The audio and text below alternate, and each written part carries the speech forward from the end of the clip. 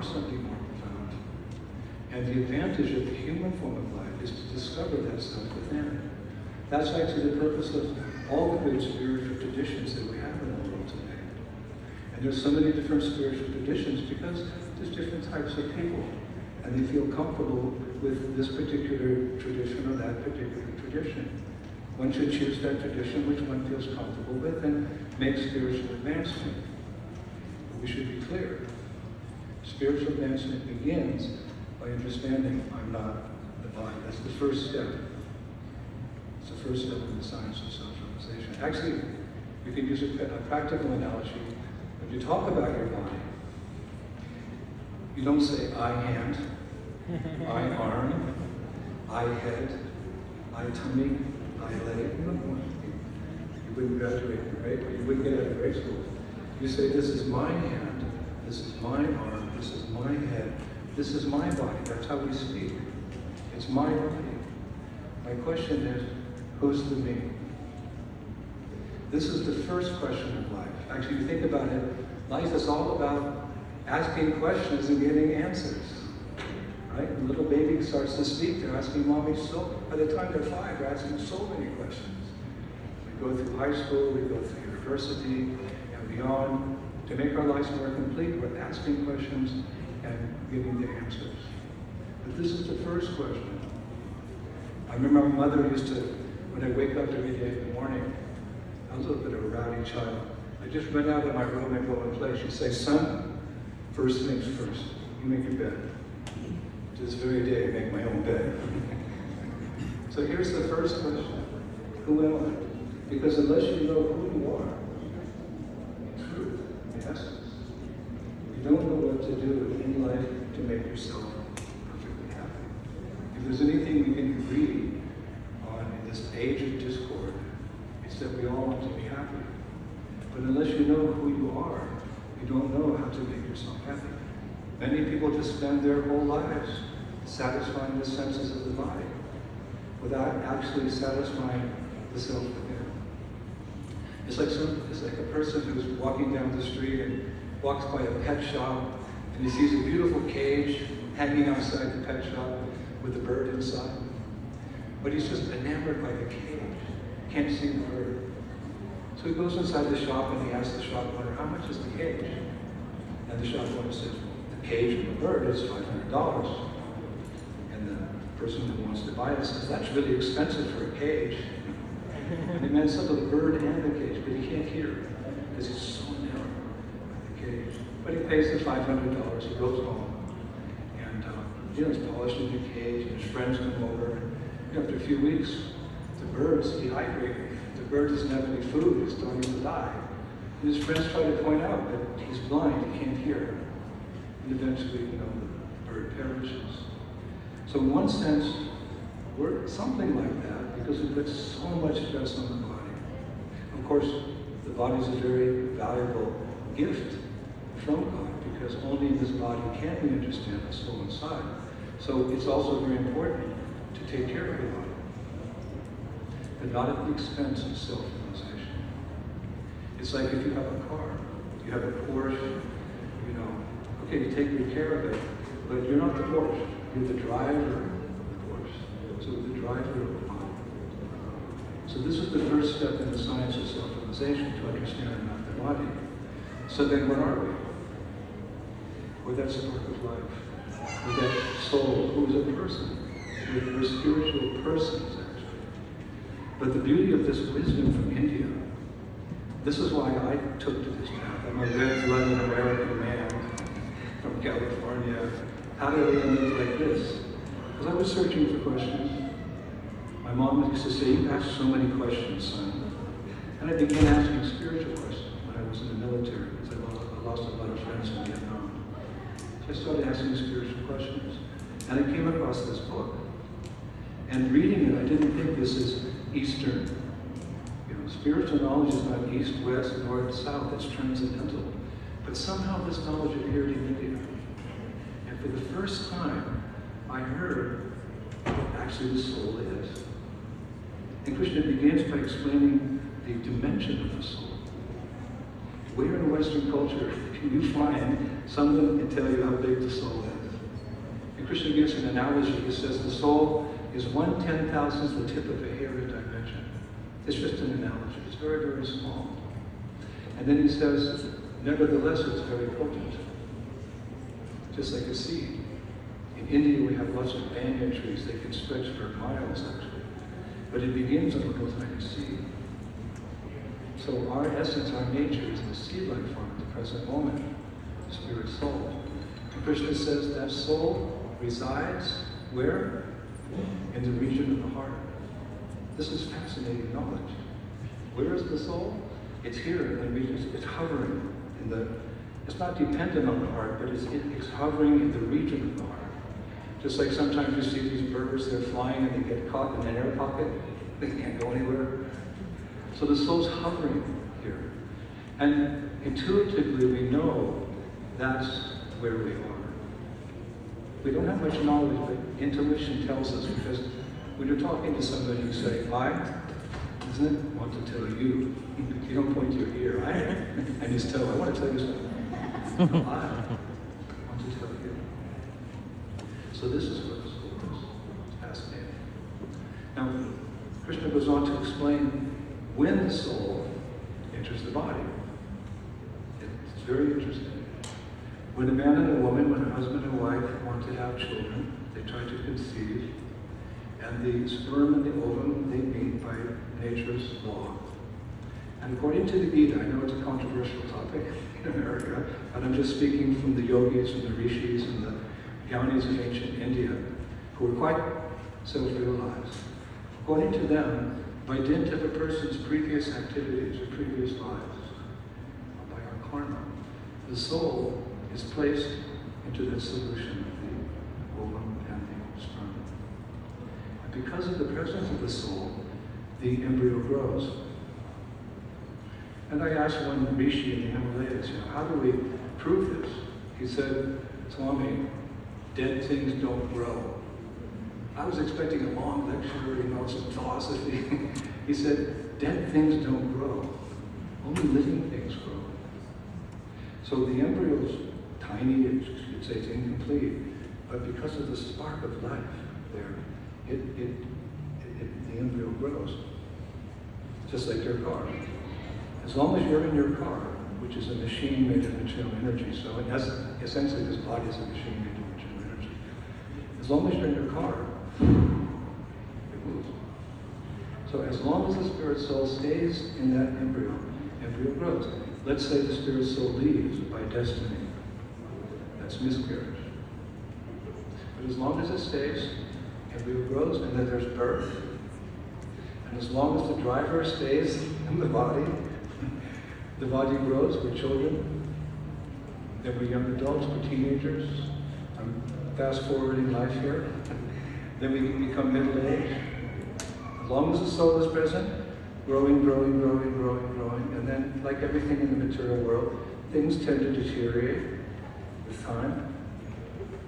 But at some point, hopefully, everyone can live a long life to old age. At some point, we die.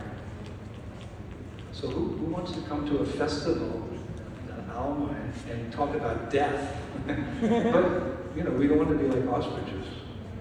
It's a fact of life, and we've faced it harshly in the last 2 years of the pandemic, and now so many poor people, unfortunate people in Ukraine are also facing injury and death. We offer our sympathy to them. At some point, death will come. It's a reality. Birth, disease, old age, and death, those things you can guarantee. So, I don't want to dwell on it too much, but I think it's important to think about what happens after death, after the soul leaves the machine, the body. Where does it go? Where does it go? We're always concerned about our future, isn't it? I think we think more about our future than the now. We're always planning what we're going to do what we're going to do when we get home from work, how we're going to get to school tomorrow, when the exams are coming, when summer vacation, when we get to a new house. We often live in that world of thinking about the future, and rightfully so, because we want a better life. Everyone wants a better life. So, do we ever consider what happens when the soul leaves the body? We don't want to just brush it off like the ostrich. I spent a lot of time in, Africa. We have ostriches there. You see them if you come and you menace them. Like, they go home, they put their head in the sand, like to pretend you're not there. Hello? They just don't want to face the problem. But we're intelligent, we're human beings, and we can solve problems, especially if we have proper guidance, superior guidance. That's why in the Bhagavad Gita, Krishna says every intelligent man and woman should have a spiritual teacher. In whatever tradition you're following, you should have someone who's spiritually elevated. Krishna says, Tadvidi paripatena paripashna sevaya. Just try to learn these truths by approaching a spiritual master, a real guru. Inquire from him submissively, render service to him. The self-realized souls are very compassionate. They can share this knowledge with you, and you can begin to make real progress. Material progress is good, but only up to death. You can't take anything with you. We all know spiritual progress is something that goes on and on as eternal.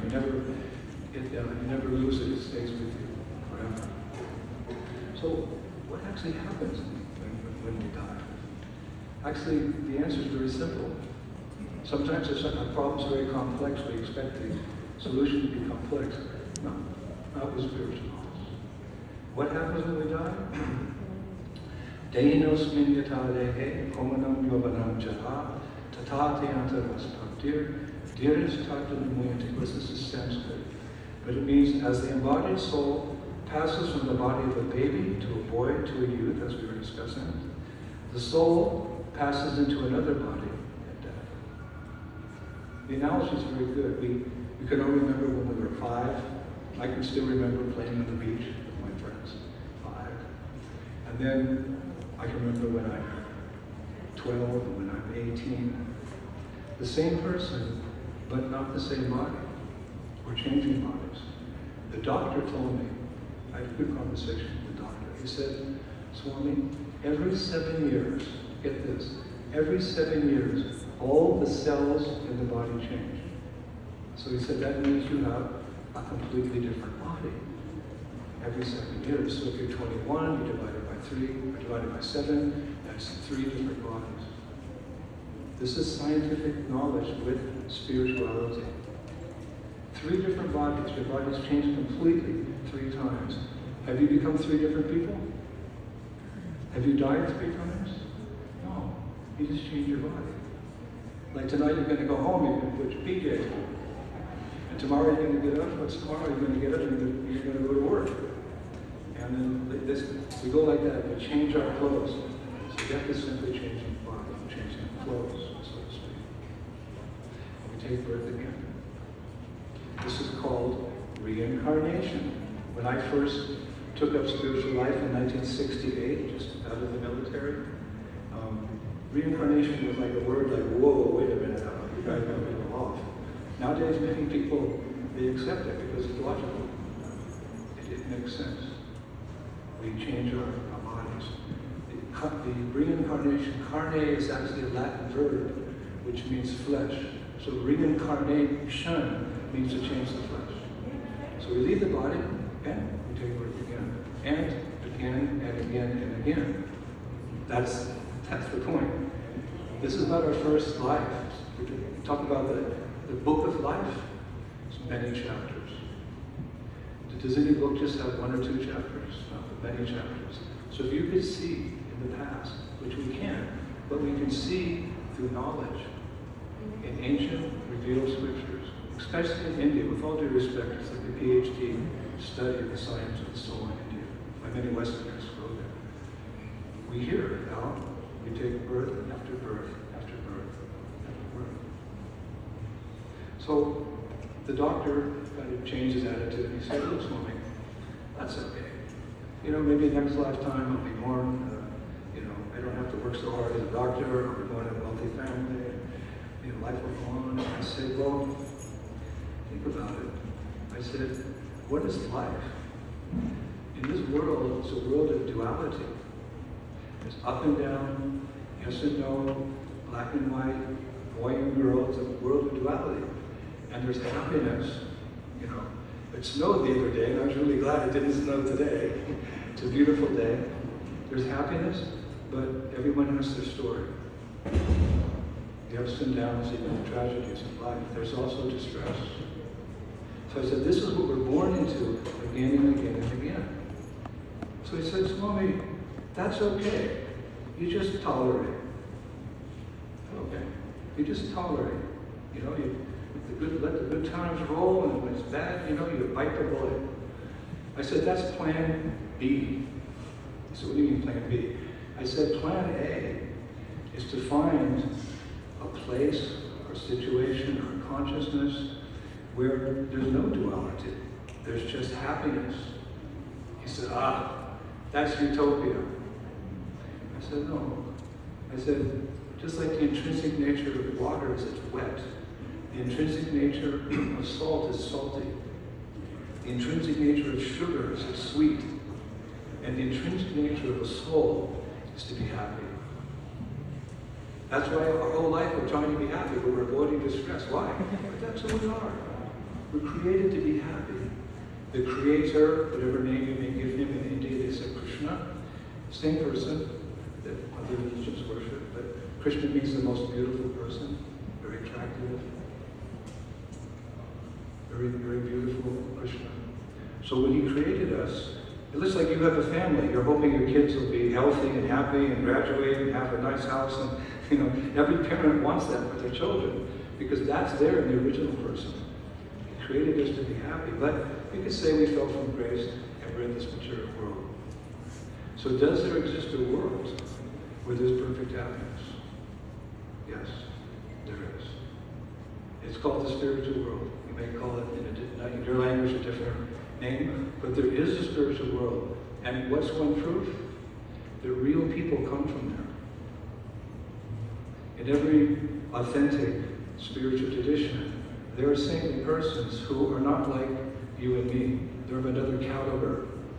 They don't act like us, they don't talk like us, they don't think like us. Actually, they're here for us, like the representative from above. They come, and they're just not ordinary persons. In the Christian tradition, there's Lord Jesus. In the Muslim tradition, there's Muhammad, there's Buddha, and we have our saints also. And this is proof that, you know, there's another world that's not imperfect like this world. Just like I travel around the world, and I was in Mongolia recently, and they'd never seen an American.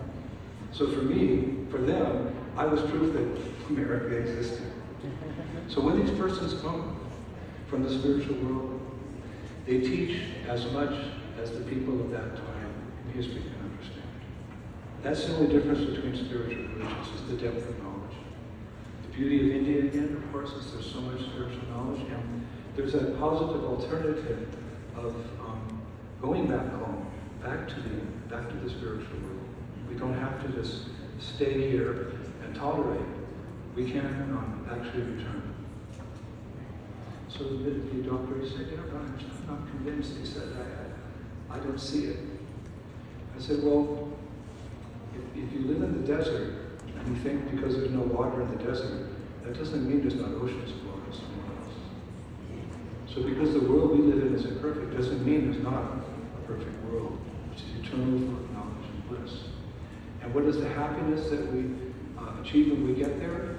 You can take your Porsche with you, you can take your house with you, you can take your name and fame with you. No. What is it about that spiritual sky, which lies far beyond this world, but what is it about that spiritual sky? The happiness is love. Perfect love. You know, Romeo and Juliet, that's a great story. That's a sad story too. There's a duality there. But in the spiritual world, because you have a spiritual body, which doesn't deteriorate like this body, it's an eternal form full of bliss and knowledge. And God also has a spiritual body.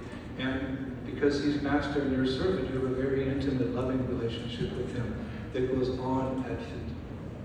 It doesn't stop like in this world. Love is the highest happiness, even in this world. I've traveled the world. I've been, 50 years I've been doing this. I've been in every country of the world. And I've met the wealthy and the famous and the big rock stars and the politicians, and many times they confide in me, Swami, I've got everything. Something's missing. So my conclusion was, and they were very lonely persons, if you have everything, but you don't have someone to love, you can't be happy. But if you have nothing but a shirt on your back, you've got a loving wife, husband, children, friends, neighbors, I see it in Yasoda-dulal, the Zulu nation, very poor. But the many families are very loving, they're happy. I've seen it in Bombay, in Mumbai, the slums. People live to off the but they have someone to love. They're happy. Of course, we would like them to see them improve, but my point is love is really all we need. But love in this world comes and goes. It's necessary, of course, but what we're really aiming for is reestablishing that eternal loving relationship with the divine, with the supreme. So how do we do it? Well, in India, especially in this particular age, they recommend a very simple and sublime process for connecting with the Supreme, for connecting with God. You can only really love someone if you spend some time with them, isn't it? It's not popular if you just meet somebody and love that person. Love takes a little time to develop. You have to know a person, they have to get to know you. So the Lord is very far away in the spiritual world. So how do we make that connection? How do we develop that relationship of love? Well, it's a very mysterious, mystical thing that He appears before us in the form of sound. In every tradition, isn't there, that the name of God is considered sacred, especially so in India. There's no difference between the name, the sound of God, and God Himself. He comes in the form of sound. So in our tradition, we like to sing Hare Krishna, Krishna Krishna, Hare Hare, Hare Rama, Hare Rama, Rama Hare. You can sing any name of God that you like. I mean, He has many names. Well, you have 3 names. Your first name, your middle name, and your last name. Actually, you only have 1 name. He has unlimited names. And He's invested all His potency in those names. So if you sing them, there's the connection, and there's the relationship. It grows and grows and grows and grows. And it's easy to do because, well, at least in India, we understand that Krishna or the Lord, He's the reservoir of all pleasure. So when you chant, like we chant Hare Krishna, it's so relishable, it's so enjoyable that you can't stop. Some of us have been chanting like myself for 50 years. And there's other rules and regulations that we follow, but we like to share this chanting with others. It's not that it's, it's a universal process. Everyone can chant this mantra, Hare Krishna, Krishna Krishna, Hare Hare, Hare Rama, Rama Rama. It may sound a little bit different to you, but you're always experimenting with new clothes, new foods, new friends, new places. So here's something that we guarantee you will be happy with. It comes from the spiritual world specifically to help us become spiritually enlightened. It's very pleasurable to chant, and there's so many benefits. So I'd like to conclude now. I could go on for hours, but they only gave me 30 minutes. But I would encourage you, before you leave this evening, this book, Hallelujah, there's 700 verses. It's like you could say eloquence is truth spoken concisely. There's 700 verses of wisdom. And our spiritual teacher, the founder of our movement, His Divine Grace, Srila A.C. Bhaktivedanta Swami, Prabhupada, my spiritual master, he's written a purport to each of the verses. I only spoke on 3 verses this evening. So if I've, tweaked your curiosity or maybe touched your soul, I don't know. If yes, then take a copy of Bhagavad Gita. There's 700 verses here, all pregnant with spiritual knowledge, spiritual wisdom. And you can, in the comfort of your home and in your family, with your career, you can read Bhagavad Gita and you can chant. We have many devotees here in the El Paso community. You can make connection with them and just give it a try. I guarantee you'll be happy. And that's what we wanted to do by coming to El Paso, was to make all the people of this beautiful city happy. So I'm going to teach you the song now, 2 words at a time. And then I'm going to take this instrument. This is from India. This is called a harmonium. We have mridangas, we have drums, and we have cymbals. And we're going to sing, and hopefully you're going to be the chorus. Would that be okay? Yes. Okay. So you can repeat after me. Hare Krishna. Hare Krishna. They did better in Houston. It's on the card you have there. You can pick that card up on the back. So, Hare Krishna. Hare Krishna. Perfect. Hare Krishna. Hare Krishna. Krishna Krishna. Krishna Krishna. Hare Hare. Hare Hare. Hare Rama. Hare Rama. Hare Rama. Hare Rama. Rama Rama. Rama Rama. Hare Hare. Hare Hare. Now look at the person sitting next to you and see if they're smiling. There you go. It works. It's a joyful process. Let's give one more time. Hare Krishna, Hare Krishna. Hare Krishna, Hare Krishna. Krishna Krishna, Hare Hare. Krishna Krishna, Hare Hare. Hare Rama, Hare Rama. Hare Rama, Hare Rama. Rama Rama, Hare Hare. Rama Rama, Hare Hare. Okay, one more time. Hare Krishna, Hare Krishna. Hare Krishna, Hare Krishna. Krishna Krishna, Hare Hare. Krishna Krishna, Hare Hare. Hare Rama, Hare Rama. Hare Rama, Hare Rama. Rama Rama, Hare Hare. Rama Rama, Hare Hare. I think this is the best crowd we had in America. I'm going to take it one step further. You know, when you're happy, you dance, right? So I'm going to teach you what's called the Swami Step. Many of you are probably interested in yoga. You may know this is the Swami Step.